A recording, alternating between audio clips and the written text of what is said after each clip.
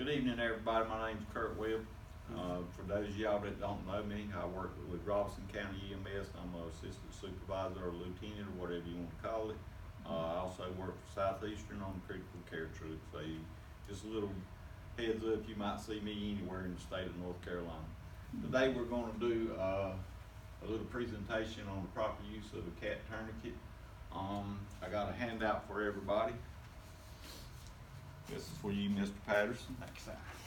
One for you, Mrs. Webb. Here's one for you, Miss Nettie Mae Jones, and one for Christian Emmanuel Locklear. He called me a All dog right. on Jones. So, this is just gonna be a little short, brief thing, giving you a little bit of contact with how to use the tourniquet and what you would do with it. We're gonna proceed on to the next slide here. This is what we're gonna talk about. What is a CAT tourniquet? What are the uses for a CAT tourniquet? When should you use a CAT tourniquet? Yes, ma'am. Lights. You want them off? Okay. Kind of dark in here. Everybody try to hold it together and not fall asleep on us. So we'll start again. What is a CAT tourniquet? What are the uses for a CAT tourniquet? When should you use a CAT tourniquet? CAT tourniquet application, that's talking about how to put it on and use it effectively. How long will you leave a CAT tourniquet in place? The benefits of using a CAT tourniquet, and is the CAT tourniquet reusable, and does it expire? And the things that we all need to remember about using a CAT tourniquet. Okay, we're going to proceed on to the next. So what is a CAT tourniquet? This is what a CAT tourniquet is. I've also brought one for you to put your hands on and demonstrate with.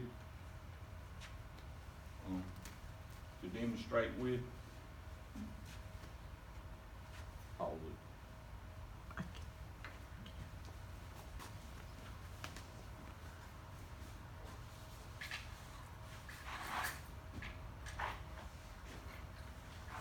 There's a little bit of light in here where people can see a little bit of something. Here's your CAT tourniquet. We'll open it up and play with it.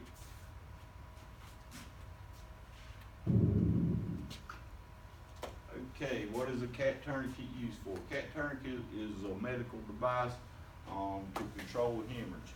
It was basically designed for the military, was its original use. This tourniquet is made for single hand use, but you can also use it with two hands.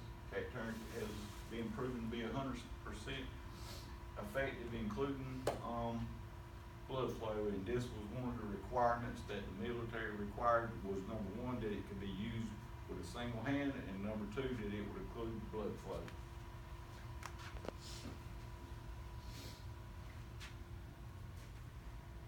When should you use a CAT tourniquet? Well, basically, any hemorrhage that cannot be controlled through direct pressure, spurting wounds on extremities, and shunt blowouts, and basically about any trauma situation where you cannot control the blood flow, which probably will be on the next slide.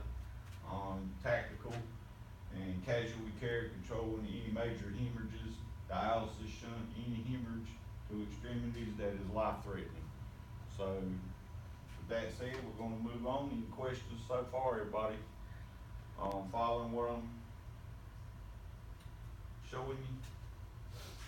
This is the CAT tourniquet application. As you can see, number one is your friction adapter buckle.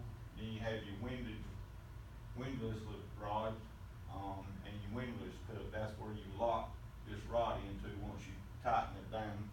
And then you have your windlass strap.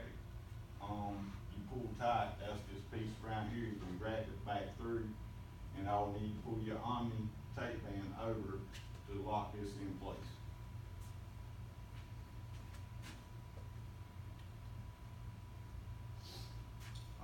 Step that would be step one, pretty well knowing about your tourniquet. Step two would be to slide the loop of the tourniquet over the injury. And you can basically do that by, when you pull it out, and I'll show you a quick little video on that. By pulling it out, you just open it up, slide it over the wound, and strap it down.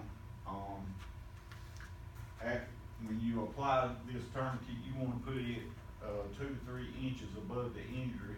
Once it's in the place that you want it to be, you're going to pull your strap tight. With your free hand, you're going to pull it tight, wrap it around, and pull it back through, cinching it in there, and then it's going to actually Velcro to itself. You'll take your rod and you will twist it down and lock it into place. Y'all should be able to follow along with what I'm telling you on your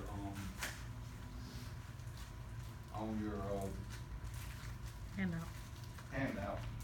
I'm gonna go ahead and open this up. This is one of the main things that I tell people about too.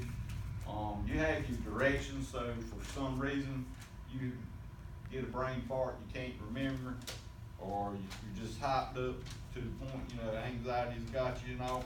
Remember, you got your directions with you.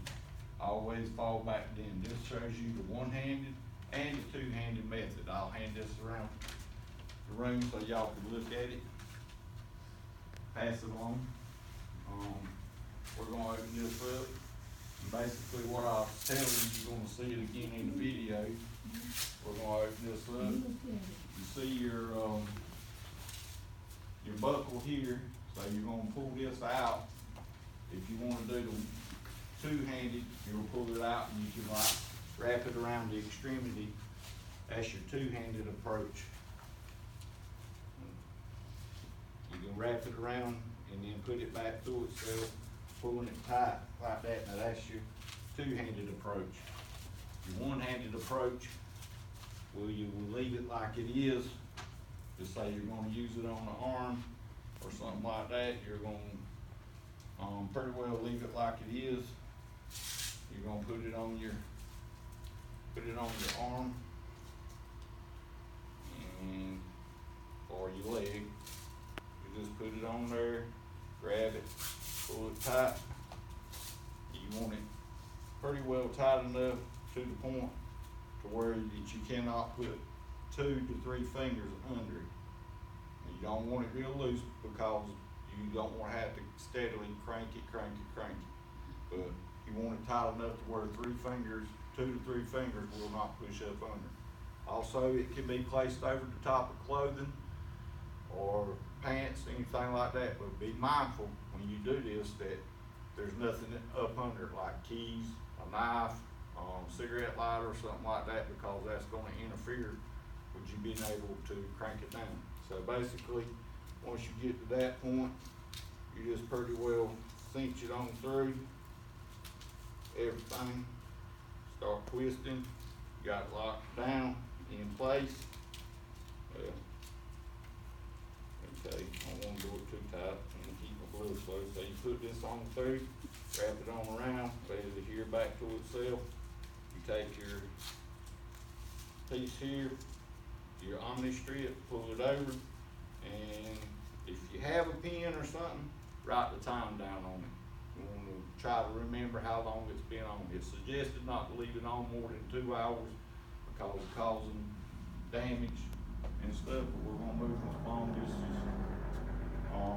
basically the same thing I just showed you and everything. So I'm gonna take this off, hand it around, let everybody put their hands on it, get a feel for it and everything. But basically this is the pictures, and he probably looks a lot better at it than me. He's more muscular and everything. So, but here you go, Mr. Locklear. We'll let you sit there and play with it. Just pass it around to everybody, and let them get a hands-on experience with it. This is a little video, basically showing you the same thing.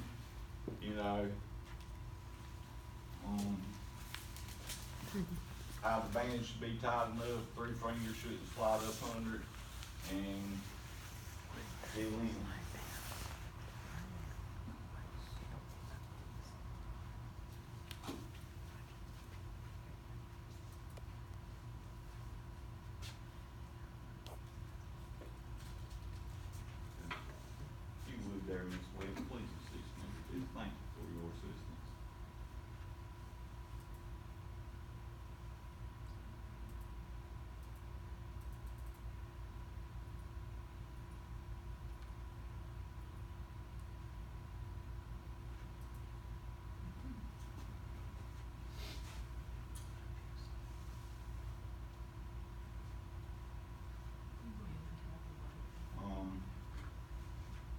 everybody pretty good with this so far? I mean, I know moving kind of fast and everything. Welcome to the Cat Generation 7 instructions for you.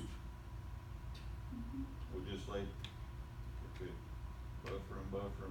Used to in the old days, it was like technical, your sign come up on there, technical difficulties. We'll have it back in a minute, but that's a thing of the past. Now you see the buffering signals. One-handed application. Here we go. Step 1. Insert the injured limb through the loop of the band and position the cat 2 to 3 inches above the bleeding site directly to the skin.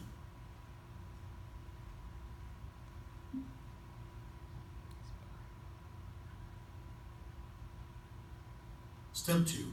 Pull the band tightly and fasten it back on itself all the way around the limb, but not over the rod clips. Band should be tight enough that the tips of 3 fingers cannot be slid between the band and the limb. If the tips of 3 fingers slide under the band, retighten and resecure.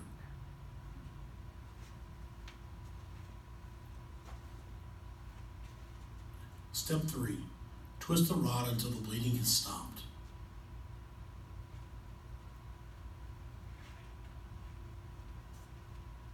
Step 4. Secure the rod inside a clip and lock it into place. Check for bleeding and distal pulse. If bleeding is not controlled or distal pulse is present, consider additional tightening or applying a second cat above and side by side to the first. Reassess.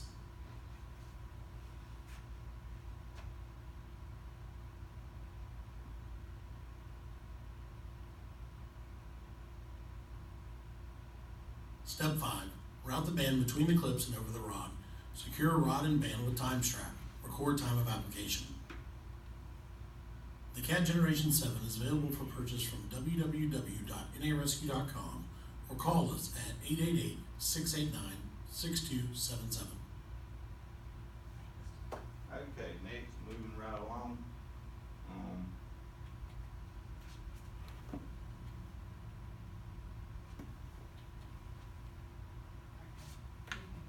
How long should, well, we meant to do that. How long should you leave the tourniquet on? Generally, you should be left on for no longer than 2 hours, due to permanent damage to nerves and muscles occurred from anoxia.